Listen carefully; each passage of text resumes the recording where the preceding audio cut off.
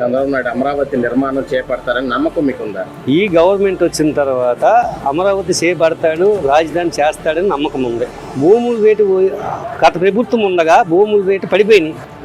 మళ్ళీ ప్రభుత్వం వచ్చిన తర్వాత మళ్ళీ పుంజుకున్నాయి రేట్లు అంత లెక్క బాగుంది. రియల్ ఎస్టేట్ అంటే అమరావతి నిర్మాణంలో నిరుద్యోగులకు, కూలీలకు ఉపాధి అవకాశాలు ఎంతవరకు లభిస్తాయి అనుకుంటున్నారు? అమరావతి కానీ అతను కానీ చేయితే కూలోళ్ళకి కానీ అందరికీ కూడా ఉపాధి కల్పిస్తాడు. అన్ని పనులు దొరుకుతాయనే కదా రాజధాని ప్రజలు మన ఆంధ్ర అభిప్రాయపడేది. గతంలో మూడు రాజధానులు అంటే అది నమ్మకం లేని పని. అది ఒక రాజధాని చేసి నేను చేస్తానని నమ్మకం మీద ఈయన ఉన్నాడు. ఆయన 3 రాజధానులని ఆయన అన్నాడు. 3 రాజధానులు ఎలాగవుతుంది? ఒకదానికే పెట్టుబడి లేదు కదా, 3 దానికి ఎలాగా? ఇప్పుడు ఒకే రాజధాని అమరావతి అభివృద్ధి చేయడం సరైన నిర్ణయంగా భావిస్తున్నారా? సరైన నిర్ణయం. ఒకటే రాజధాని కాబట్టి కంపెనీలు వస్తాయి, విదేశీ కంపెనీలు వస్తాయి, కూలి దొరుకుద్ది, రియల్ ఎస్టేట్ పెరిగింది, అన్ని విధాలు బాగుంది.